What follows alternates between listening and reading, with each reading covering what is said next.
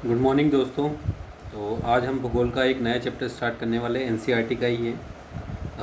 हमारा देश भारत है ना। चैप्टर नंबर 7 है भूगोल का। तो हमारे देश भारत इस चैप्टर को हम देख लेते हैं थोड़ा सा। ठीक है। और अभी तक आपने चैनल को सब्सक्राइब नहीं किया है तो चैनल को ज़रूर सब्सक्राइब करें। ठीक है। नाम है दीपक परमार। ओके, स्टार्ट करते हैं। तो भारत एक भौगोलिक विस्तार वाला देश है ना। यहाँ हिमालय से ऊंचे शिखर रहते हैं। ठीक है। यहाँ हिमालय से ऊंचे शिखरों से घिरा हुआ है। वैसे आप देखोगे तो भारत क्या है, हिमालय जो उसके उत्तर है उसमें उत्तर में हिमालय पर्वत है, उससे घिरा हुआ है। पश्चिम में अरब सागर है, पूरब में बंगाल की खाड़ी है और दक्षिण में हिंद महासागर है ना। तो अगर आप देखेंगे इसको तो ये ऐसे है ना। उत्तर में अगर आप देखोगे तो उत्तर में कैसे दिख रहा है ये आपको, उत्तर में आपको दिखाई दे रहा है हिमालय, यानी यहाँ पर है पूरा हिमालय। ठीक है। पश्चिम में अगर आप देखें, दक्षिण में अगर आप देखोगे तो हिंद महासागर दिखाई दे रहा है। पश्चिम में अगर आप देखोगे तो अरब सागर दिखाई दे रहा है और पूरब में अगर आप देखोगे तो बंगाल की खाड़ी दिखाई दे रही है। तो चारों तरफ से ये हमारा क्या है, घिरा हुआ है। ठीक है। ओके ओके, इसको हटा कैसे सकते हैं।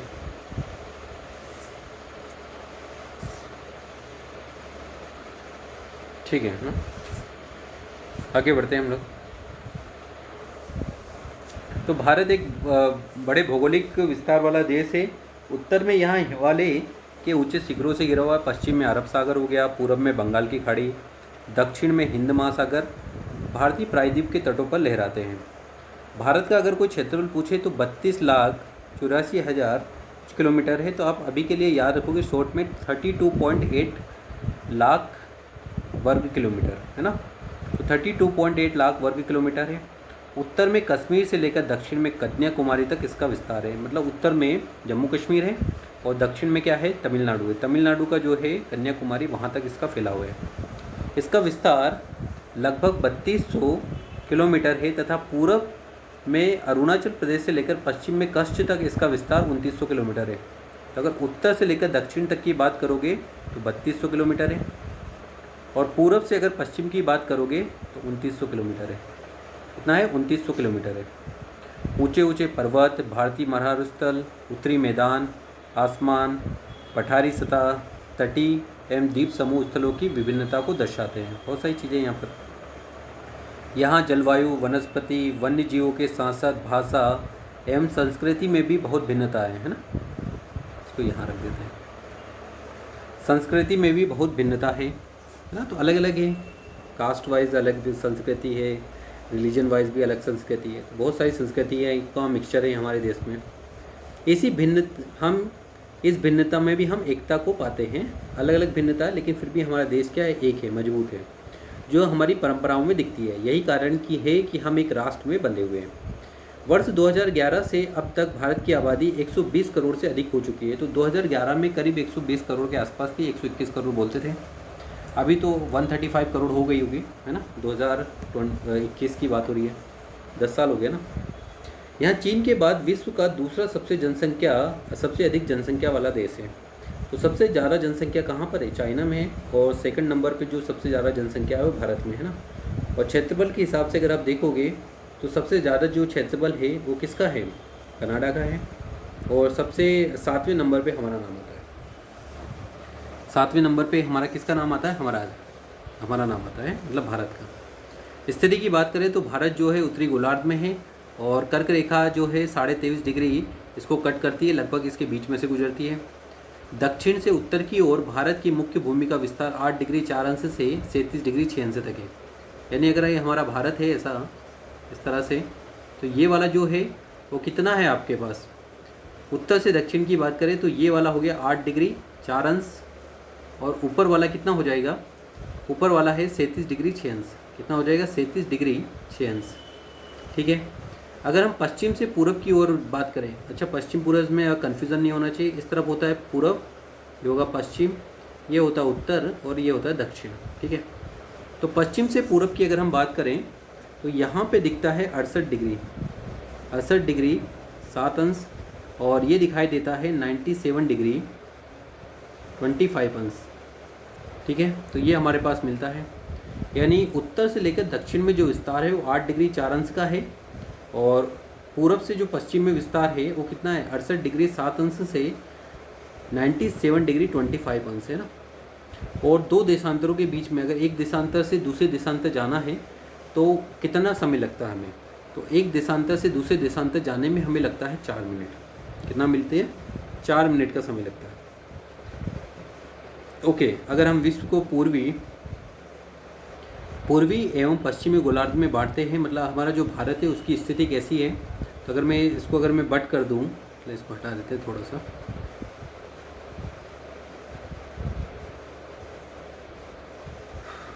ओके, अगर इसको हम बांटे पूरब से पश्चिम में, तो इसको अगर हम गोलार्ध में बांटेंगे तो ये कैसे दिखता है, ये आपको ऐसे दिखता है। ये भारत है आपके पास, मतलब ये गोलार्ध है, अगर आपका पूरा भारत यहाँ पे दिखता है ना, ये पूरा गोल है, बस गोल में भारत यहाँ पे दिखता है। मतलब अगर इसको बांटे तो ये दिखता उत्तरी ध्रुव में दिखता है और पूर्वी देशांतर पर दिखता है ना, उत्तरी ध्रुव और पूर्वी देशांतर पर दिखाई देता है ना। तो भारत उत्तरी गोलार्ध में स्थित है, कर्क रेखा 23.5 डिग्री और भारत के लगभग मध्य से गुजरती है। दक्षिण से उत्तर की ओर भारत की मुख्य भूमि का विस्तार जो है 8 डिग्री 4 अंश से 37 डिग्री 6 अंश तक है, और पश्चिम से पूरब की तरफ जो भारत का विस्तार है वो 68 डिग्री 7 अंश से 97 डिग्री 25 अंश पूर्वी देशांतर के बीच में है। अगर हम विश्व को पूर्वी और पश्चिमी गोलार्ध में बांट दें तो भारत कौन से गोलार्ध में होगा, तो पूर्वी गोलार्ध में होगा और उत्तरी गोलार्ध में होगा, है ना, उत्तर पूर्वी गोलार्ध में होगा। और ये जो आप जाते हो ना, कितनी देशांतर हो जाएगी, 68 डिग्री 7 अंश से 97 डिग्री 25 अंश तक, इसमें 29 देशांतर हो जाती है लगभग हम 30 ही मान लेते हैं।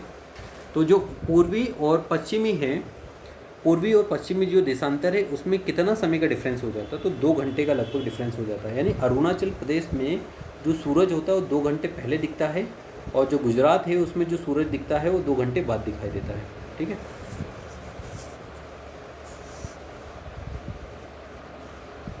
ओके, ये पहले ही बता चुका कि 1 डिग्री देशांतर में के स्थानीय समय में 4 मिनट का अंतर होता है। पश्चिम में गुजरात की अपेक्षा पूरब के अरुणाचल प्रदेश में सूर्योदय लगभग 2 घंटे पहले होता है। अच्छा, हमारा जो भारत का मानक समय, मतलब वैसे तो अलग अलग समय हो जाएगा, अरुणाचल प्रदेश में तो अलग समय दिखेगा, फिर यहाँ पे अलग समय दिखेगा, तो हम पहले देख चुके हैं कि पूरे भारत का एक ही समय है और वो हम समय मानते हैं भारत का मानक समय। मतलब 82.5 डिग्री से जो भी लाइन पास होगी ना, कौन से लाइन से, 82.5 डिग्री 82.5,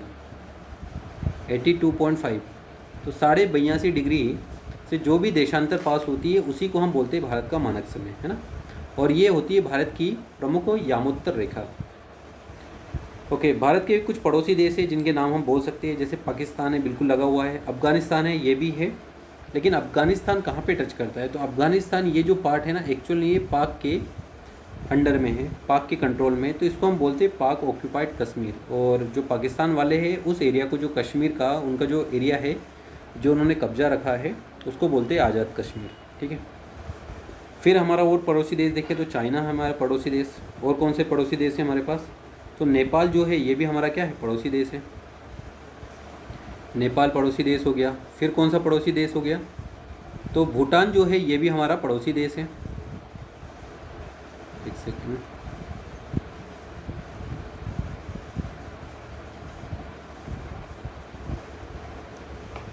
ठीक है, इसको हटा देते हैं तो थोड़ा दिखाई देगा। ओहो, ठीक है, तो नेपाल हमारा पड़ोसी देश है ना। फिर कौन सा पड़ोसी देश है, तो भूटान हमारा पड़ोसी देश है। बांग्लादेश जो है वो भी हमारा पड़ोसी देश है। फिर म्यांमार को देखोगे तो ये भी हमारा पड़ोसी देश है। और श्रीलंका भी हमारा पड़ोसी देश है, लेकिन श्रीलंका के साथ कोई डायरेक्टली स्थल से कोई जुड़ाव नहीं है ना, जल संधि है हमारे उससे। और ये भारत और श्रीलंका के बीच में जो प्रमुख जल संधि है उस जल संधि को बोलते हैं पाक जल संधि। क्या बोलते हैं, पाक जल संधि बोलते हैं उसको।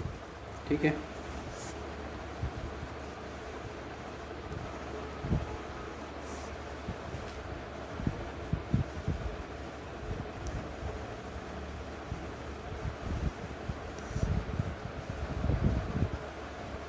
ठीक है, हो गया, चलो आगे बढ़ते हैं हम लोग। ठीक है, ये तो भारत का राजनीतिक मानचित्र है।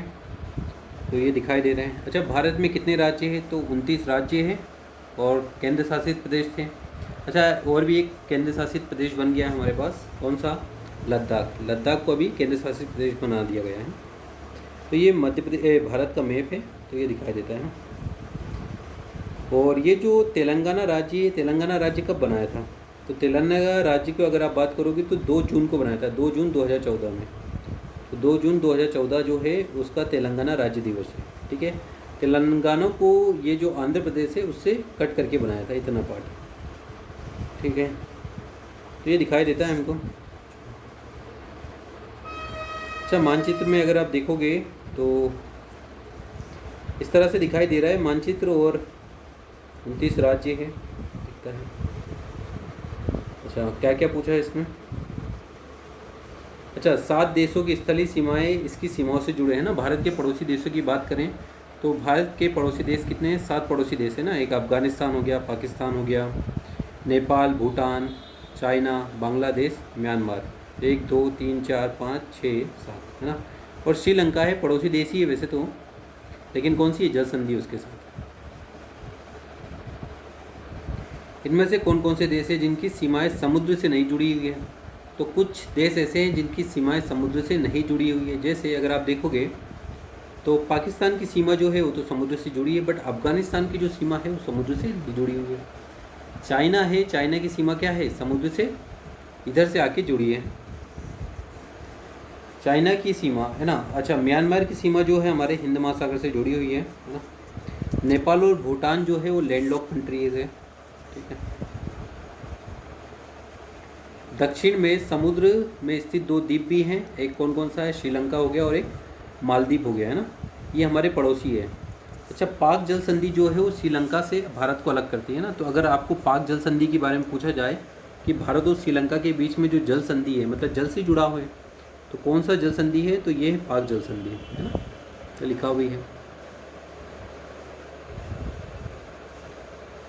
ओके, राजनीतिक एवं प्रशासनिक विभाजन। तो भारत एक विशाल देश है। प्रशासनिक क्रियाकलापों के लिए देश को 29 राज्यों में और 7 केंद्र शासित प्रदेशों में विभक्त कर दिया गया है ना। तो 29 राज्यों और 7 केंद्र शासित प्रदेशों में विभक्त किया गया हुआ है इसको। ठीक है, ओके, आगे बढ़ते हैं। दिल्ली भारत की राजधानी है। राज्यों का निर्माण मुख्यतः भाषाओं के आधार पर हुआ है। क्षेत्रफल की दृष्टि से सबसे बड़ा राज्य की अगर हम बात करें तो राजस्थान है, और सबसे छोटा राज्य अगर हम बात करें तो गोवा है ना। राजस्थान कहाँ पे दिखता है? तो ये वाला जो क्षेत्र है ये राजस्थान का है ना, बड़ा वाला सा। और गोवा की अगर हम बात करें तो गोवा कहाँ पे दिखता है?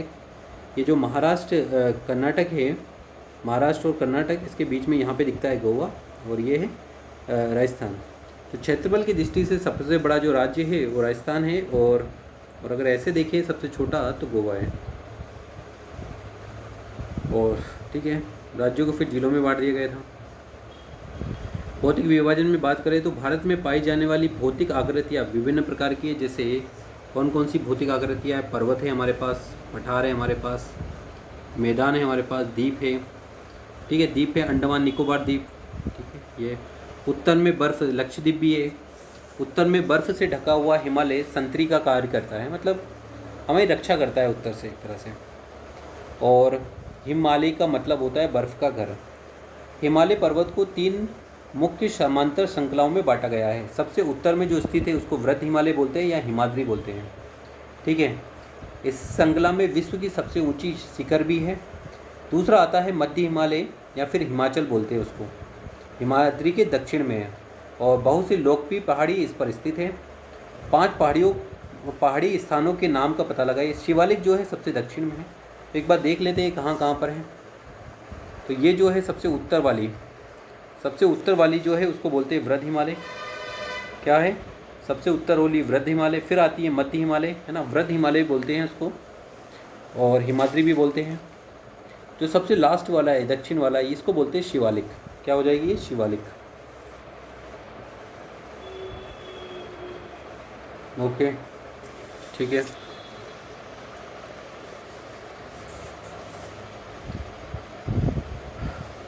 भारत के दक्षिण में भारत का उत्तरी मैदान है। ये मैदान समतल तथा सपाट है, और ये मैदान सिंधु, गंगा, ब्रह्मपुत्र तथा इनकी सहायक नदियों के द्वारा लाए गए जलोढ़ निक्षेपों से बना हुआ है।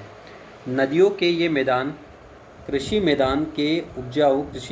के लिए उपजाऊ भूमि प्रदान करते हैं। यही कारण है कि इन मैदानों में जनसंख्या अधिक होती है। तो अगर आप वैसे भी देखोगे तो यहाँ से नदियाँ आती है और ये जो पूरा क्षेत्र आता है, ये जैसे शिवालिक है उसके बाहर ये जो उत्तर प्रदेश वाला एरिया आ रहा है, उत्तर प्रदेश उत्तराखंड ये क्षेत्र आ रहा है, तो ये मैदानी क्षेत्र है। ये पूरा, अगर ये पूरा मैदानी क्षेत्र है तो यहाँ पर जनसंख्या का बसावट क्या होगी, ज़्यादा हो जाएगी थोड़ी सी। तो ये दिखाई देती है हमको, ठीक है।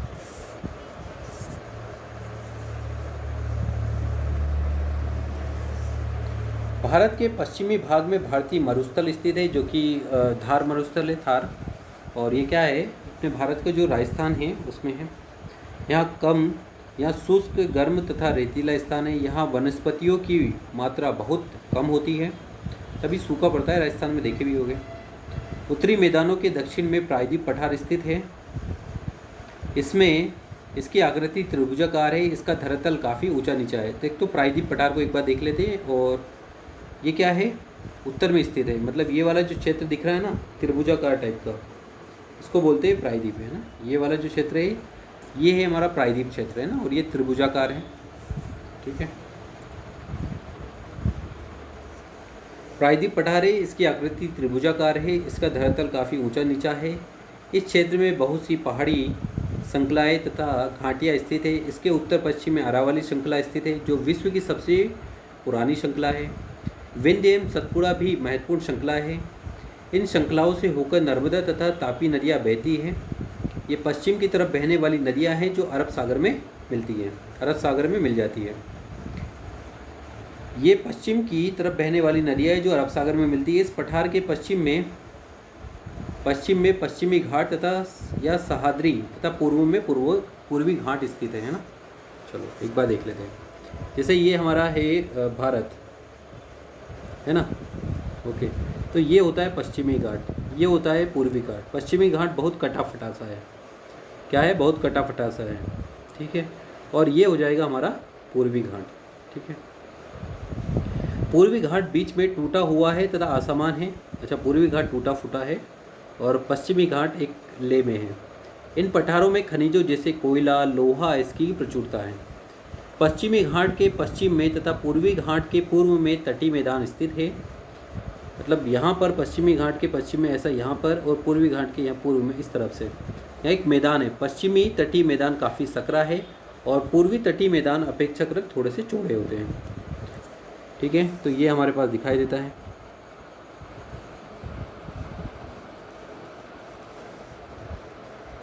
वहाँ पूर्व की ओर बहने वाली नदियाँ हैं। महानदी है, गोदावरी, कृष्णा, कावेरी बंगाल की खाड़ी में गिरती है ना। मतलब यहाँ से अगर आप देखोगे तो ये नदियाँ हैं, दिखाई दे रही होगी आपको, है ना। ये महानदी होगी, ठीक है। महानदी, गोदावरी, कृष्णा, कावेरी, ये सब कहाँ है, बंगाल की खाड़ी में गिर जाती है ना। और ये जो दिख रही है नर्मदा, ताप्ती, ये अरब सागर में गिरती है, ठीक है। और ये दिखाई दे रही है सिंधु नदी। सिंधु नदी की कुछ सहायक नदियाँ प्रमुख, झेलम, चेनाब, रावी, व्यास, सतलज, है ना। तो ये उसकी प्रमुख सहायक नदियाँ हैं। और ये भी आपको कहाँ पे दिखाई देती है, इस तरह से गिर जाती है। नर्मदा जो होती है खंबात की खाड़ी में गिरती है, ताप्ती नदी भी उधर ही गिरती है, ओके।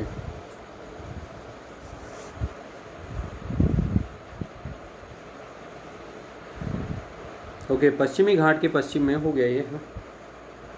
तो ये देख लिया हमने। अच्छा, नदियों के मुहाने पर उपजाऊ डेल्टा का निर्माण करती है। नदियाँ क्या करती हैं कि जो उसके मुहाने होते हैं उस पर वो डेल्टा का निर्माण करती है। डेल्टा का निर्माण होता है तो जैसे ऐसे नदी आ रही है ना, तो ऐसे फैल जाती है और इस तरह से मिलके वो समुद्र में गिर जाती है, उसी को बोलते हैं डेल्टा। बंगाल की खाड़ी में गंगा और ब्रह्मपुत्र नदियों के मुहाने पर सुंदरवन डेल्टा है, और जो कि विश्व का सबसे बड़ा क्या है, डेल्टा वन क्षेत्र है, ठीक है। तो ये मिलता है हमारे पास। अच्छा, कुछ और जानकारी इनको भी देख लेते हैं। जलोढ़ निक्षेप क्या होता है?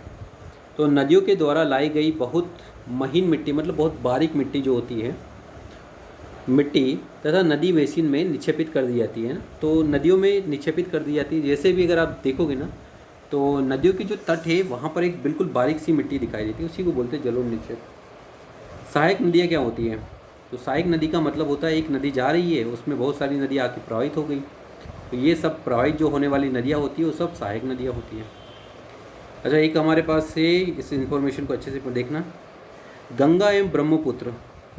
गंगा एवं ब्रह्मपुत्र नदियाँ जो है विश्व के सबसे बड़े डेल्टा का निर्माण करती है, और जो है सुंदरबन डेल्टा। कौन सा डेल्टा है? सुंदरबन डेल्टा है। इस डेल्टा की जो आकृति है त्रिभुजाकार है। डेल्टा स्थल वहाँ बनाता है जो नदी के मुहाने पर बनता है। यहाँ नदियाँ समुद्र में प्रवेश करती है, उस जगह को नदी का मुहाना कहते हैं ना। नदी का मुहाना कहाँ है? तो नदी का ऐसे नहीं कि कहीं पे भी बोल देंगे, जहाँ वो समुद्र में प्रवेश करेगी उसी को बोलते हैं नदी का मुहाना। Okay sorry.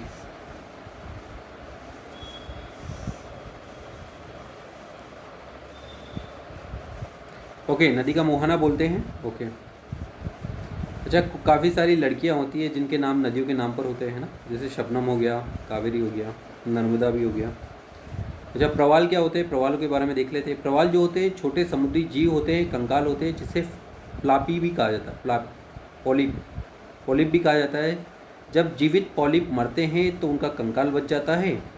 अन्य पॉलिप या प्रवाल जो है अन्य पॉलिप की वृद्धि इन ठोस कंकालों के ऊपर होती है, जो बढ़ते बढ़ते काफ़ी ऊंचे हो जाते हैं, तथा इस प्रकार प्रवाल द्वीपों का निर्माण हो जाता है। मतलब क्या होता है कि एक प्रवाल है, ऐसे मर गया तो ऐसे रह जाएगा, जो दूसरा प्रवाल होगा ना, मतलब प्रालिप, वो उसके ऊपर आगे बैठ जाएगा, फिर वो मर जाएगा, फिर उसके ऊपर, तो इस तरह से इकट्ठे हो जाते हैं। ये दिख रहा है डायग्राम में, फिगर में, ये है प्रवाल।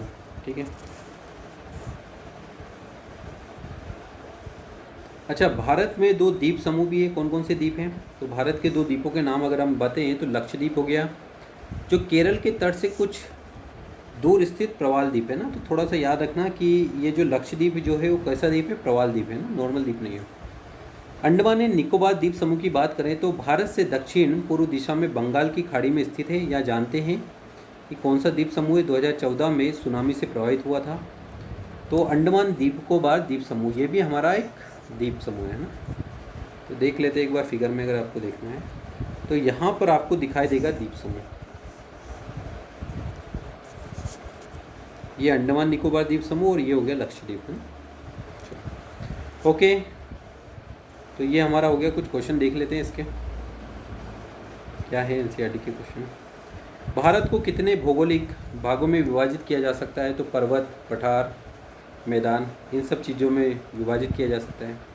भारत की स्थलीय सीमा 7 देशों से जुड़ी हुई है। 7 देशों के नाम बताइए। तो एक हो गया उत्तर में, बिल्कुल पश्चिम में पाकिस्तान, उत्तर पश्चिम में देखेंगे तो अफ़गानिस्तान है, उत्तर में अगर हम देखें तो चाइना हो गया, नेपाल हो गया, भूटान हो गया, बांग्लादेश हो गया, म्यांमार हो गया ना। तो ये 7 देश हो गए। और जो श्रीलंका है वो समुद्री सीमा जुड़ी हुई उससे। कौन सी 2 प्रमुख नदियाँ अरब सागर में गिरती है ना? तो बाकी सारी नदियाँ जो है बंगाल की खाड़ी में ही गिरती है। 2 नदियाँ हैं, नर्मदा और ताप्ती, जो कि अरब सागर में गिरती है। गंगा एवं ब्रह्मपुत्र के द्वारा बनाए गए डेल्टा का नाम लिखिए। तो सुंदरबन है, जो विश्व का सबसे बड़ा डेल्टा है। भारत में कितने राज्य और कितने केंद्र शासित प्रदेश हैं? तो 29 राज्य हैं, है ना, और 7 केंद्र शासित प्रदेश है। एक अभी बढ़ गया है, लद्दाख भी। किन 2 राज्यों की राजधानी एक ही है ना? अच्छा, कौन से 2 राज्यों की राजधानी एक है? तो चलो सभी की राजधानी की बात कर लेते हैं। वैसे इस क्वेश्चन का आंसर तो बता ही देते हैं। पंजाब जो है, पंजाब और हरियाणा, उसकी राजधानी एक ही है। कौन सी है? चंडीगढ़। बाकी की राजधानी बात कर लेते हैं। राजस्थान जो है उसकी राजधानी क्या है? तो राजस्थान जो है क्षेत्रफल में सबसे बड़ा राज्य है और उसकी राजधानी जयपुर। गुजरात की है गांधीनगर, महाराष्ट्र की है मुंबई, कर्नाटक की कौन सी है? बेंगलोर। ठीक है, तमिलनाडु की है चेन्नई, केरला की कौन सी है? तिरुवनंतपुरम। अगर आंध्र प्रदेश की बोलोगे तो आंध्र प्रदेश की कौन सी है? अमरावती है। तेलंगाना की बात करें तो हैदराबाद है। मध्य प्रदेश की है भोपाल, दिल्ली की दिल्ली है।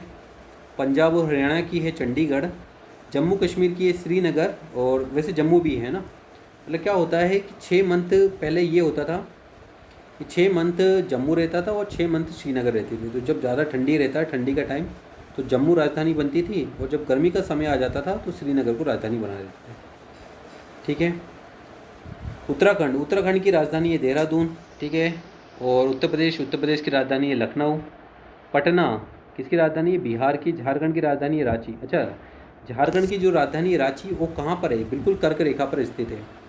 और मध्य प्रदेश की जो राजधानी है भोपाल, ये बिल्कुल कर्क रेखा के नियरेस्ट है। मतलब कर्क रेखा के ऊपर तो नहीं है, बट कर्क रेखा के बहुत पास है। और अगर उसके बाद देखें तो गांधीनगर भी है। ये जो इधर 7 राज्य हैं, इनको बोलते हैं 7 दिनाजपुर। अरुणाचल प्रदेश की राजधानी ईटानगर।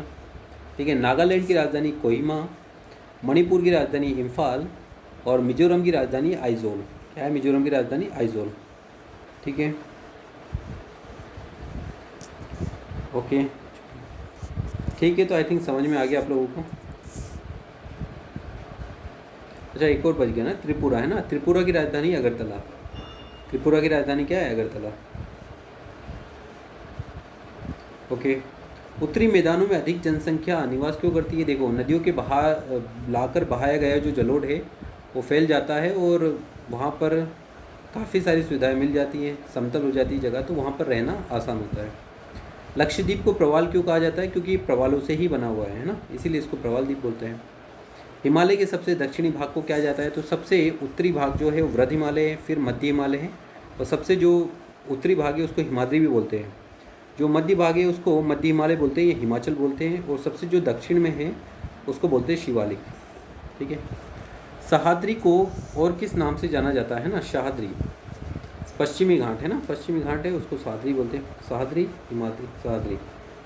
अच्छा, पाक जल संधि किन देशों के बीच है? तो भारत और श्रीलंका जो है उसके बीच है पाक जल संधि। अरब सागर में स्थित भारतीय द्वीप समूह कौन सा है? तो अंडमान निकोबार है ना, ये तो आपका बंगाल की खाड़ी में है ना। लक्षद्वीप द्वीप समूह जो है वो अरब सागर में है, और मालदीव जो है वो भारत का हिस्सा नहीं है ना। भारत की सबसे पुरानी पर्वत श्रृंखला कौन सी है? तो अरावली है, जो कि राजस्थान में फैली हुई है और बहुत छोटी हो गई है। भारत का क्षेत्रफल कितना है? तो 32.8 लाख स्क्वायर किलोमीटर। महान हिमालय को वृद्ध हिमालय भी बोला जाता है, हिमाद्री भी बोला जाता है। क्षेत्रफल की दृष्टि से राजस्थान जो है भारत का सबसे बड़ा राज्य है। नर्मदा नदी अरब सागर में गिरती है। कर्क रेखा भारत के लगभग मध्य से होकर गुजरती है, होकर गुजरने वाली अक्षांश रेखा है। ठीक है। कर्क रेखा की बात करें तो कर्क रेखा क्या होती है? 23.5 डिग्री से निकलती है। भारत का मानक यमोत्तर 82.5 डिग्री। जिस राज्य में आप निवास करते हैं उसका नाम देखें तो मध्य प्रदेश। अंडमान निकोबार द्वीप समूह, अंडमान द्वीप समूह एंड लक्षद्वीप समूह। तो अंडमान निकोबार जो द्वीप समूह है तो उसका उत्तरी पार्ट है वो अंडमान है, जो दक्षिणी पार्ट है वो क्या है? निकोबार द्वीप समूह है। लक्षद्वीप द्वीप समूह कौन सा है? तो केरल से थोड़ी सी दूर पर जो द्वीप समूह है प्रवालों से बना हुआ है उसको बोलते हैं लक्षद्वीप। पूर्वी घाट और पश्चिमी घाट की बात करें तो मानचित्र में है पूर्वी घाट और इधर हो जाता है पश्चिमी घाट। चलो, ओके। तो आई थिंक समझ में आया होगा। अभी तक चैनल को सब्सक्राइब नहीं किया है तो चैनल को जरूर सब्सक्राइब करें। नाम है Deepak Parmar. Thank you, bye.